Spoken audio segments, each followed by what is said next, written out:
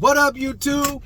DJ Kryptonite here, talking boxing, combat sports, and the like. It's been a while. I want to wish everybody a belated Thanksgiving and all that jazz, and happy holidays to you. Christmas is fast approaching. Well, the holiday season is fast approaching. I don't want to offend anybody.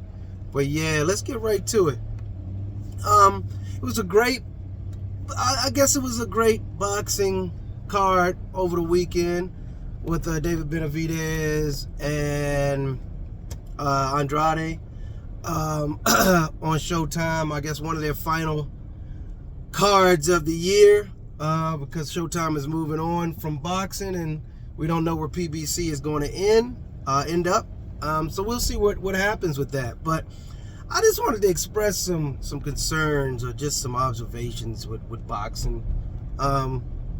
First of which, I'm still shocked by the fact that Victor Conte is still in boxing. You know, and I know if anybody's seen my videos, I'm a big anti-PED guy, but I know it's so widespread and wide open in sports. You can't really prevent it. If you're not cheating, you ain't trying, so to speak. So I get that. But Victor Conte is almost like a slap in the face because he was banned essentially from any other major sport, really, because the sanctioning bodies like the NFL, NBA, they know that's bad for publicity. That's bad pub. So why would you have a known cheat in your midst? You know what I'm saying? So why would you do that? That is probably that's not good for business. But boxing is one of the only sports that would allow this guy to continue to operate, not only just as a strength type guy or not a performance guy, strength guy, training guy, maximizing your potential guy. Not only that, but he's still pushing supplements and or drugs, performance enhancing supplements to help with your overall performance. Now, I'm not saying everything that he produces, because SNAC is supposed to be a legitimate supplement company. In fact, I think I've used SNAC a couple times. I'm headed to the gym myself, but I think SNAC is a legitimate supplement company, but he has a history of sliding PEDs into the regimen. And for these boxers, much like David Benividez, I know he popped dirty for cocaine a few years back. I think it was cocaine, or one of the active components in cocaine, and it's probably the stimulant aspect of it. I don't know if it was a cocaine alkaloid or whatever the case may be that was actually found in his sample. But eventually he was cleared from it, and I think it was a learning experience from him. For him, so I think he may not be involved in that sort of thing. So I don't know if he was using cocaine as an enhancement or he was using it as something that he was addicted to, because for recreational purposes. So if that's the case, I get it. Lawrence Taylor was a known cocaine user, very much successful in the NFL for using cocaine because it is a stimulant. It just has a side effect of being addictive, over time. So, and again, coca leaves are used in South America for altitude sickness and helping your endurance for altitude and that sort of thing. So it has a functional use. I get it. Worldwide, it's still a banned thing, cocaine. But again, David Benividez tested positive for that. I don't know. I think he came up on the radar a couple of times. So that's just an observation of mine. I was a bit concerned about that. And Andre,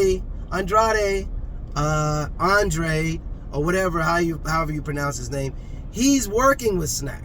So SNAC, again, they have some good notable fighters: Haney, Crawford, I think Shakur Stevens, and Victor Conte stated that all he needs is a top 10 athlete And he can make him number one. That's a quote of his. He can make him number one with his regimen. So I'm just concerned about that, moving forward. Boxing, that's really my favorite sport. That's really the only real sport that I truly watch consistently now. The rest of them, it's too tainted. The sports are becoming too tainted, too offensive-minded, too offensively geared, which is problematic, because if you have an offensively geared sport that lacks and defenses are handcuffed, and that's the NBA and NFL. I think hockey's made some changes to their approach too. For one, it brings in fans, and for two, it's easier to manipulate because the defense is already handcuffed. So, as an offense, you can easily manipulate the games by pulling back on the offense or having offensive players, drop passes, overthrow passes, that sort of thing to manipulate the outcome. So that's another thing. So all of the sports are moving to that offensive geared or offensive minded approach to things, to bring in more fans, because scoring sells, as they say. So I think boxing knows that steroids does enhance punch resistance. It enhances reflexes. It enhances strength and power. So all of those things are very, very attractive in the sport of boxing.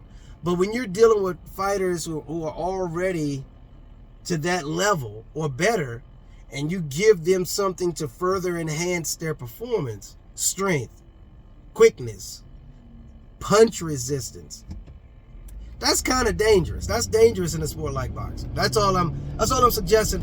And it's starting to kind of irritate me a little bit.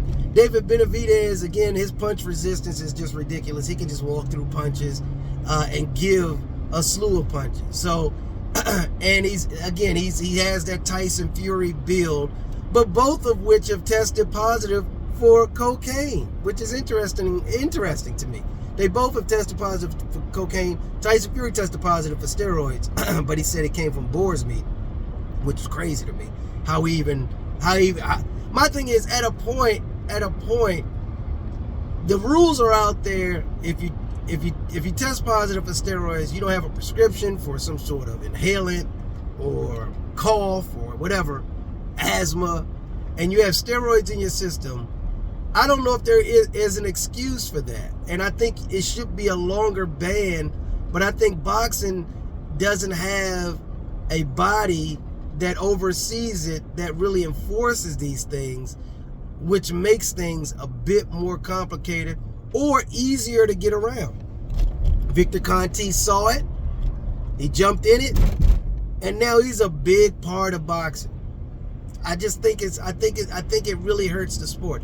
Like I said, I'm just thinking about just observing for the year things, how things are going. I really think they need to get a handle on that. I think boxing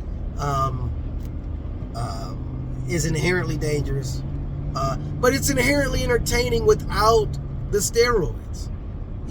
So I don't even understand why it's so enticing for these boxers to do it, other than they want to be world champion, they want to get ahead. I get it, more money, more belts, but they're realizing the sanctioning bodies are all about the money, because there are fees associated with every fight under that sanctioning body if you hold a belt. So is it really beneficial to get a belt? Not really. It may be leverage, maybe during negotiations you get a slightly more money, but you're paying additional fees. So once you get a notable name, most of the boxers don't even care about the belts anymore. And that's where most of them are going, which is totally understandable. Totally understandable. The other thing is, again, like I mentioned, the sanctioning bodies, until we get a real commission that oversees everything, like the NFL, they have a commissioner that oversees the entire sport. NBA and NHL, all of those have a commissioner who oversees all of it. Boxing doesn't have that. It's just the Wild Wild West. And how does the WBC, WBA, IBF have interim belts, super champs, interim champ? Like, did you see David Benividez? He had no legitimate belt. All of his belts as a super middleweight, as a 168 pounder, were interim belts. He had like 3 interim belts. What does that mean? That means absolutely nothing. What is it? Is it good for show? Like, you come in with 3 belts or 2 belts and he left with another one. But you come in with 3 belts and they're all interim belts. So he's not really a champion in any way, shape, or form, but they're trying to market him as such. That's crazy. That doesn't even make a bit of sense. And for people to, and I guess people really don't care, because a true boxing fan does, because belts matter, in my opinion, because it shows you where you are. Are you a champ or not? Like, it should just simply be, I'm the number one contender is fighting the champ. Number 5 guy in the world is fighting the number 2 guy in the world. Whatever the case may be, that's how it should be. But to hold a belt for something like it's like a participation trophy. How many participation trophies do we need in boxing? These are professionals. It's ridiculous.